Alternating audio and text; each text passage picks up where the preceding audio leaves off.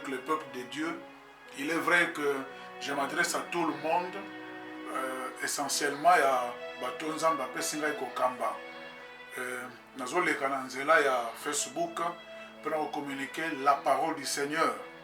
Nous savons, na lobby déjà moi mingi, na WhatsApp, na Facebook, na Bandeko au sujet de quelques aspects spirituels derrière ça, notamment quelques intérêts qu'on doit tirer.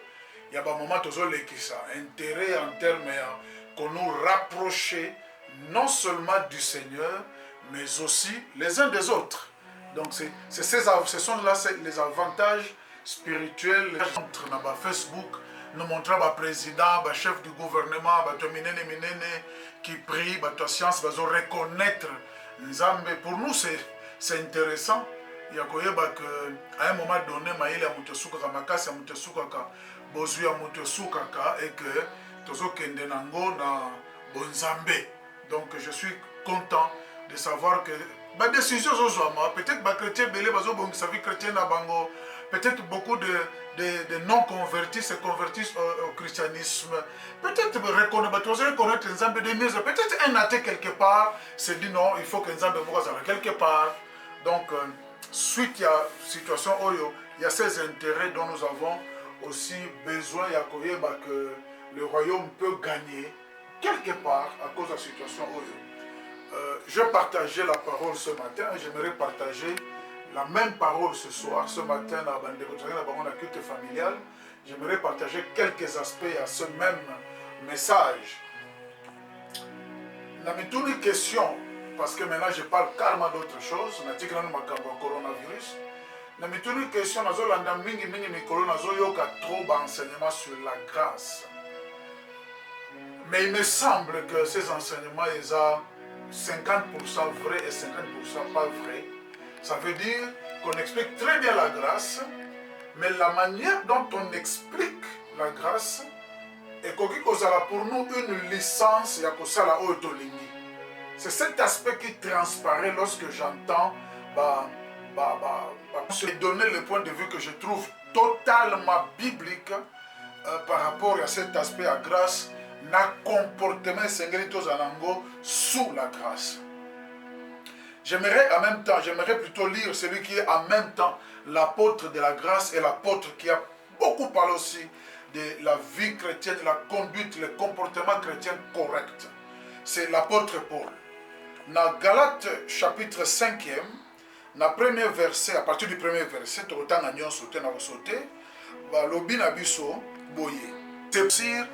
le Christ ne vous servira de rien. Et je l'atteste encore une fois, à tout homme qui se fait circoncire, il est tenu de mettre en pratique la loi tout entière. Vous êtes séparés de Christ, vous qui cherchez la justification dans la loi, les uns des autres.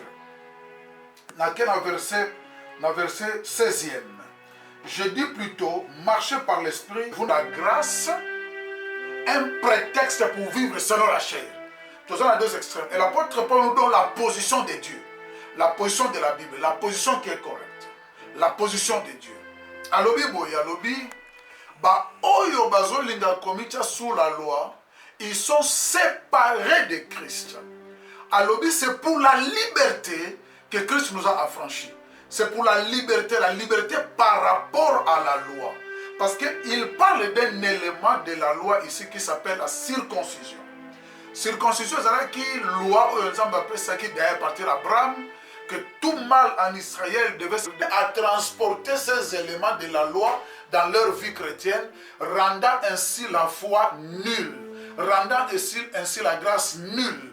Donc, l'apôtre Paul, voyant qu'il y a un danger doctrinal, un danger par rapport au salut, qui n'est plus lié à la loi, mais qui est lié à la grâce que nous obtenons par la foi.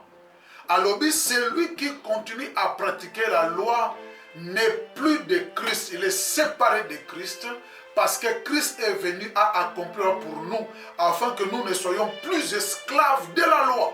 Ça, c'est très important. Donc, la vie chrétienne ne se vit pas dans la loi, par rapport à la loi, sous la loi, non. C'est là que je suis totalement d'accord avec les amis qui prêchent la grâce. Parce que nous sommes plus sous la loi, totalement vrai. Christ nous a affranchis, il nous a retirés de sous la loi. Je me rappelle quand j'étais encore étudiant, je justifié. Ce n'est pas possible, parce que tout le monde n'a pas pu, Moïse lui-même n'a pas pu. S'il y avait un seul être qui pouvait obéir à la loi à 100% et se faire juste à cause de l'observance de la loi, Christ ne serait pas venu. Il allait dire, faites comme Antoine, faites comme André. Bango va coquer, pourquoi nous ne coquer? Mais parce que Moko Kokakite, nous étions tous perdus. Christ est venu maintenant pour nous racheter de sous la loi, pour nous racheter de la malédiction de la loi. Ça, c'est quelque chose de très frais. Mais maintenant, là où il y a des livres après, nous devons toujours rechercher la sanctification. Et ça, c'est très important. Apôtre Paul a dit, mes frères, vous êtes appelés à la liberté. Exactement comme il commence le chapitre. Seulement que cette liberté ne devienne pas un prétexte pour la chair. Seulement que liberté est une abisso na désordre, est une abisso na vie à ma bête. Mais à l'obéi, nous devons plutôt marcher par l'esprit pour ne pas accomplir ce que la chair désire. Car la chair a des désirs contraires à ceux de l'esprit.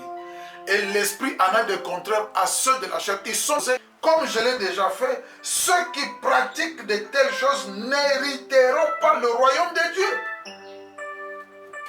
C'est là l'équilibre maintenant.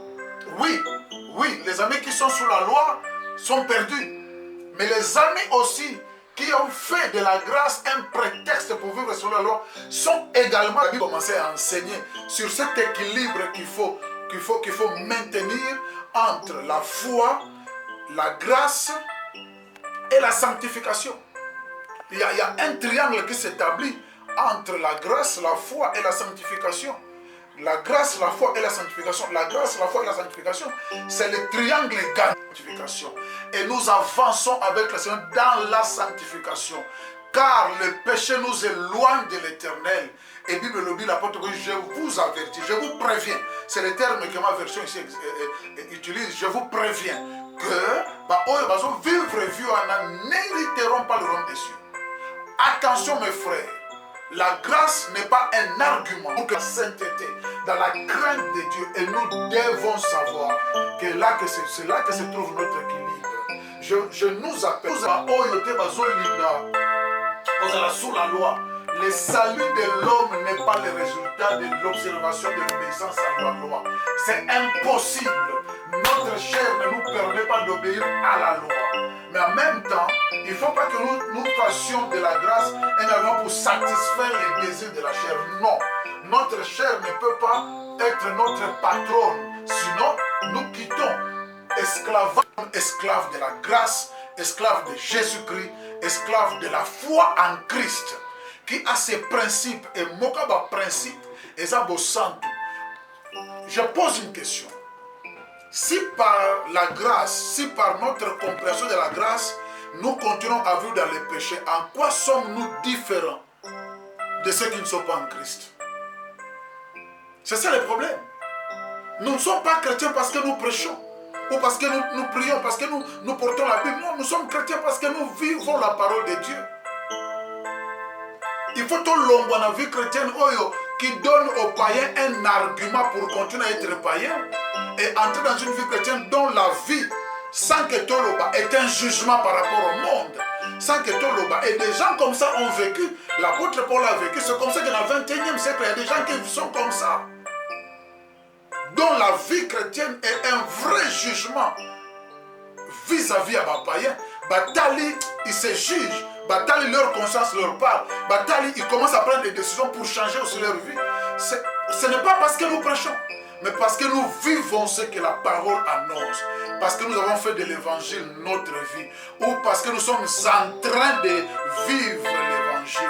Nous sommes en train de poursuivre la sainteté. Nous sommes en train d'aller vers l'excellence, vers la sainteté, vers la perfection. Donc, la grâce ne doit pas être un argument pour que nous vivions dans le péché.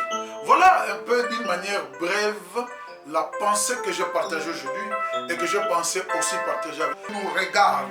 Éternel, je prie que notre vie ne soit pas un argument pour que ceux qui ne te connaissent pas continuent à vivre comme ils vivent, mais que notre vie soit un argument pour eux de te rechercher, de te connaître et de venir au salut. Merci de nous aider, Éternel. Chaque fois, nos petits efforts de sainteté doivent